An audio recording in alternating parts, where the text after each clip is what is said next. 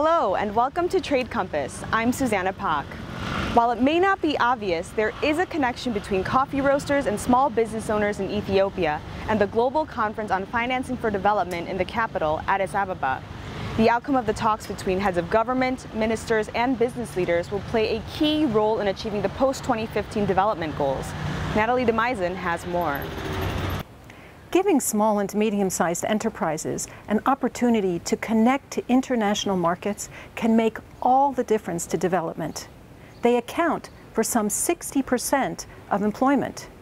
Let's take a look at one Ethiopian fashion designer who is crafting inclusive business opportunities.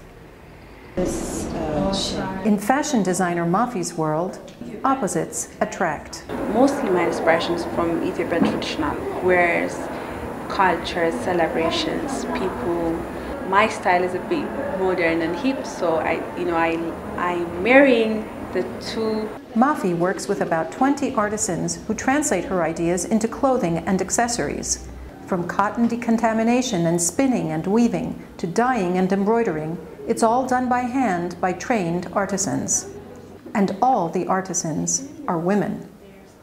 Mafi is working with the International Trade Center to expand her business. One time I was giving a short training about design and color and local industry for weavers, and we had about 30 male and female weavers in the room, and I made my beautiful weaver Abevich, and she raised her hand and she told me how she's struggling in life and being as a female weaver. Hearing her story convinced Mafi to change the way she does business. They have to weave in between taking care of their families. If they sell, there is a middleman who takes a big cut. I decided from that moment onward to work with women weavers and giving them direct orders. To do? Okay. So I'm going to give them one of these shirts. This is why it's important empowering women. We know that women reinvest 90% of their revenues in their families, in their communities, and their societies, compared to 40% in the case of men. And every dollar in the hand of a woman means $7 invested in areas such as education, health, and agriculture.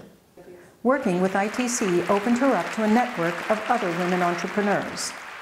We had a chance to go to Parsons and the London College of Fashion, and which was like a huge deal for me. Mafi is now looking to expand her business by intensifying marketing efforts, buying machines, and renting a bigger production space. What Mafi does in Ethiopia shows that clothing and textiles is perfectly possible in the South.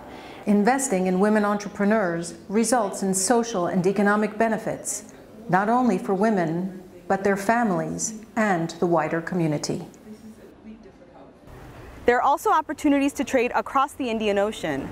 Ethiopia is a top producer of lentils in Africa, and India has a market of 1 billion people for lentils, chickpeas, and other pulses. Connecting these two markets creates opportunities for South-South trade and investment, benefiting consumers and producers on both sides.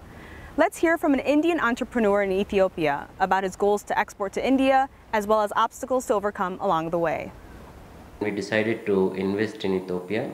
One of the key reasons was that Ethiopia grows a lot of lentils. They have annual production of around 120,000 tons. Pradeep Gangwar says for now, strong local demand for pulses means that selling locally is more profitable than selling abroad. Ethiopian policies also discourage exports of certain pulses to keep up with local demand. Both the issues can be addressed if supply increases, if the production increases. If government takes some measures to increase production of both chickpeas and lentils, definitely it will bring the prices down. It's a win-win situation for them also and for investors like us also, because it helps them to earn foreign currency. Gangwar says higher quality seeds, better cultivation practices, and increased awareness of export opportunities among farmers can help increase production. And that's what the International Trade Center is aiming to do through the Supporting Indian Trade and Investment for Africa, or CETA project. Companies in Ethiopia and neighboring East African countries can find new customers while their Indian counterparts secure suppliers that meet their needs. Ethiopia is widely known as the birthplace of coffee. Let's see how one roaster is taking this traditional product and brewing up innovative business opportunities. As Ethiopia's top export, accounting for 30% of revenues, coffee has strong potential to create sustainable livelihoods. Ya Coffee Roasters in Addis Ababa, Ethiopia is a family business built from the ground up. We're doing everything manually. The grinding, the weighing, and the packing, and even the labeling, the branding is manual. Owner Sarah Yurga and her husband are carving out a spot in the crowded Ethiopian coffee industry by using only high-quality beans and promoting medium roast, not just dark roast coffee, at local markets and businesses. This is a startup and promotion stage for us. Now he's abroad, trying to promote our coffee and establish a distribution center in the US. Only about 10% of women working in the coffee sector export, according to a survey by the International Trade Center. Export is Yurga's goal. That requires automatic machines, packaging that meets international standards, and competitive prices. Coffee export isn't easy because locally there are good prices and strong demand, accounting for nearly half of the country's production. People in the local market, they are paying more price, more than international market for our coffee. So it's not easy just to purchase and export coffee. Her company exports up to 4,000 tons of beans per year, and she works with Yurga and a Women in Coffee group to help her expand her business. We have a plan also to go to the value-adding part in roasting business. 1 year after establishing her roasting company, Yurga is meeting potential buyers in the United States through the ITC Women and Trade program. She's in talks for partnerships to promote single-origin coffee and brainstorm new business opportunities. We have it in our plan to own a farm, but it will take time. Having a partner who is already running a farm and they don't know how to export their coffee, showing them how to do it is one big step for us. Coffee is a business and a way of life.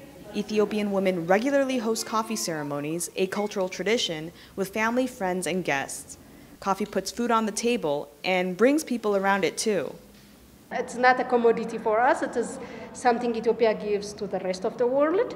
So we want our kids to grow it. What does it feel like to see all your family, including your daddy and mommy and your sister, working together? Happy.